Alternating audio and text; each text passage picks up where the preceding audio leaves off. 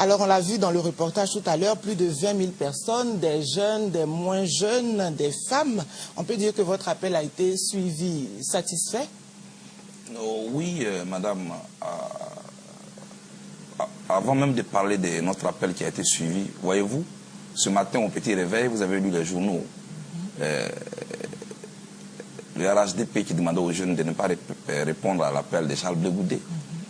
Et puis vous voyez, ceux qui suivent cette crise doivent comprendre que les jeunes Ivoiriens ne se retrouvent pas en ceux-là. Et puis préciser que ce n'est pas l'appel de Charles Blé Goudé, c'est l'appel de la patrie, c'est l'appel de la Côte d'Ivoire.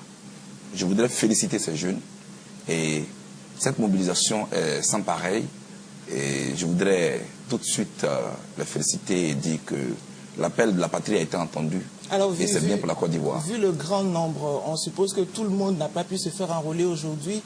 Quelle est la situation pour ceux-là? Et puis, que peut-on dire pour ceux de l'intérieur qui souhaitent aussi répondre à cet appel? Bien entendu, madame, nous sommes sur ce plateau pour dire aux jeunes que ce matin, c'était le lancement. Le lancement de l'opération d'enrôlement. Et par ce grand nombre, ils viennent de dire qu'ils sont déterminés. Ils sont déterminés à libérer la Côte d'Ivoire. Ils sont déterminés à refuser que l'on leur distribue des fusils dans les quartiers comme des petits voyous, comme des petits criminels. Mais que l'arme s'utilise dans la légalité.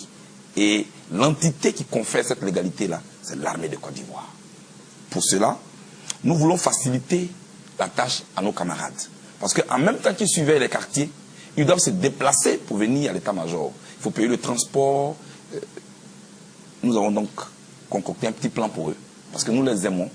Alors, ils vont rester chez eux. Nous allons décentraliser l'opération. Alors, pour tous ceux qui sont à Yopougon, demain matin, ils peuvent se rendre au complexe Jessie Garçon de Yopougon pour se faire enrôler. Il y aura des équipes là-bas. Ils peuvent se rendre au stade de la BAE à Yopougon. Ils savent de quoi je parle. Ils peuvent se rendre au terrain Silla de Niango Nord pour se faire enrôler. C'est pour ceux qui sont à Yopougon. Donc 3 sites pour Yopougon. Ceux qui sont à Makori peuvent se rendre au foyer des jeunes de Makori dès demain. Ceux qui sont toujours à Makori peuvent se rendre au stade de la Sojefia, Kona Raphaël. Ceux qui sont à Port-Boué peuvent se rendre à la place Laurent Gbagbo dès demain. Et puis ils peuvent se rendre à la place Seni Fofana de Port-Boué. Ceux qui sont à Koumassi peuvent se rendre au stade de la Sojefia à Koumassi et à la salle de fête de Sikoji 1 à Koumassi. Ceux qui sont à Cocody peuvent se rendre à l'hôtel communal de Cocody dès demain. Ils peuvent se rendre au club municipal de Deux Plateaux à Cocody. Ils peuvent se rendre au stade de la Sojefia ici pour se faire enrôler. Je souhaite que cela se passe dans la discipline. Ce n'est pas une opération qui aura lieu en 1 heure ou en 1 jour. Alors, sur plusieurs jours. Pour ceux de l'intérieur du pays, le téléphone ne fait que crépiter. Les gens s'organisent pour prendre des cars, des Dembokoro, des Yamoussoukro, des Gagnoua. Nous leur demandons de rester chez eux. D'ici 48 heures, nous allons leur apporter des éclairages, leur donner la consigne. Et je pense qu'ils restent là-bas et ils verront d'ici peu comment nous allons nous organiser pour que l'opération puisse s'étendre à eux. Parce que ce n'est pas parce qu'on est à Abidjan qu'on est plus patriote que celui qui est à l'intérieur du pays. Voilà ce que je voulais dire sur cette opération-là. L'opération donc continue.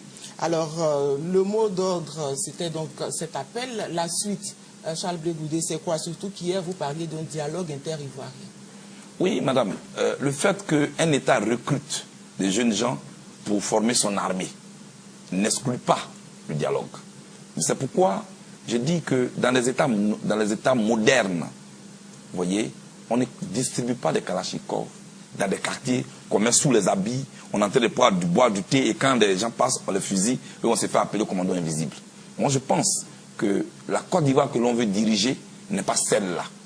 C'est pourquoi j'en appelle ici encore à la conscience de nos leaders. Moi, je suis convaincu que tôt ou tard, ils finiront par s'asseoir. Mais s'asseoir après la guerre, je pense qu'il est mieux qu'on s'asseye avant la guerre. Vous comprenez? Moi, j'ai foi que tous ceux qui viennent ici, ils cherchent un nom à gagner sur le dos de la Côte d'Ivoire. Un nom à gagner dans le sein de la Côte d'Ivoire. Mais, nous, Ivoiriens, que voulons-nous? C'est pourquoi j'en appelle tout de suite à la cessation des violences dans les quartiers. Ethnie contre ethnie, RHDP contre LMP. Tout cela, nous n'avons pas la Côte d'Ivoire. Aujourd'hui, quand on parle de la Côte d'Ivoire, l'image, c'est la guerre. Moi, je demande pardon. Et moi, je souhaite qu'on puisse dépasser nos passions pour qu'on puisse s'asseoir pour discuter. Il faut que les violences cessent dans les quartiers, il faut que les violences cessent dans les villes. Moi, je pense que cela est encore possible. Mais, voyez-vous, pour un fauteuil présidentiel, combien de milliers d'Ivoiriens vont mourir? C'est pourquoi moi, je suis pour le dialogue.